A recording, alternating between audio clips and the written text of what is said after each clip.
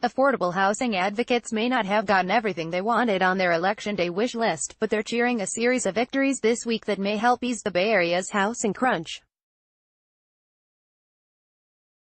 That includes $6 billion in statewide housing bonds and hundreds of millions more in local bonds and taxes. I think overall, it's probably an A, Matt Regan, Senior Vice President of Public Policy for the Bay Area Council, said of the pro-housing results.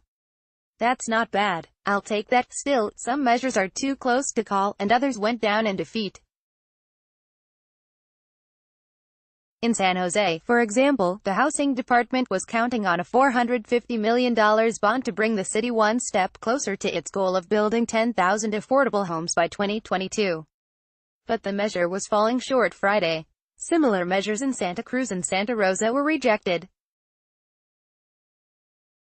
Major bonds are always difficult to pass, because it's tough to convince voters to approve spending such large sums of money, Regan said. And he suspects San Jose voters may have been particularly reluctant this election, because they approved a $950 million affordable housing bond in Santa Clara County just 2 years ago.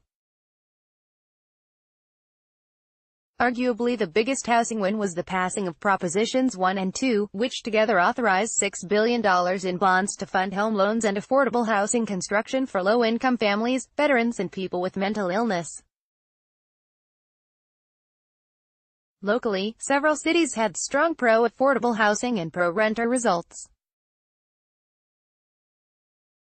Oaklanders voted to raise $10 million a year for homeless services and dumping cleanup by taxing vacant properties, and to make it harder for landlords to evict tenants from certain buildings. Berkeley residents passed a $135 million affordable housing bond. San Francisco voted in a big business tax expected to raise $300 million a year for affordable housing and homeless services. Mountain View passed a similar measure to pad its general fund, which could help fund housing, and East Palo Alto approved an office tax that will partly go toward funding affordable housing. A controversial move to allow cities to expand rent control was a resounding failure, drawing ambivalent reactions.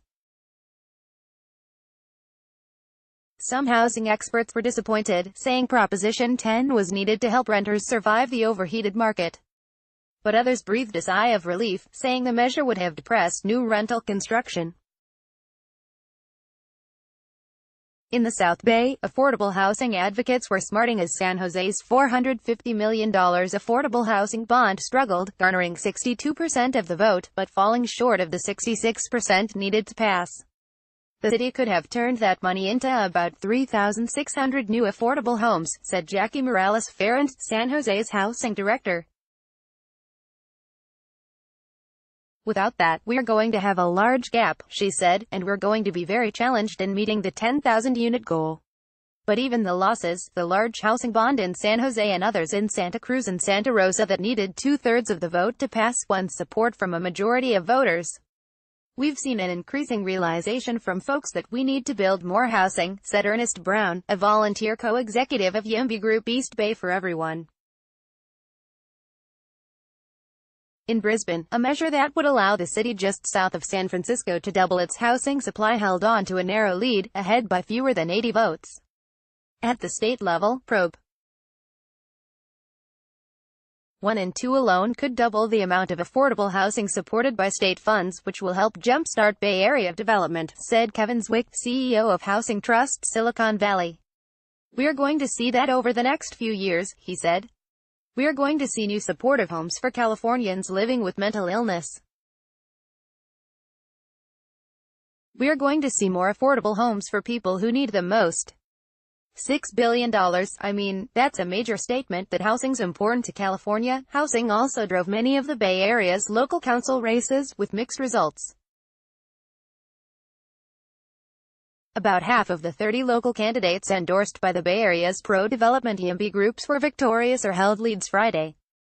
In Cupertino, where a battle is raging over plans to turn the defunct Valco Mall into a massive housing, shopping and office development, one of the leading voices opposing those plans was cruising toward a seat on the city council. Liang Chao, founder of slow growth group Better Cupertino, was ahead alongside incumbent Mayor Darcy Paul, who came under fire earlier this year for saying the city's housing shortage isn't dire. Councilwoman Savita Vaidyanathan, who has supported building housing at Velco, was poised to snag the third open seat.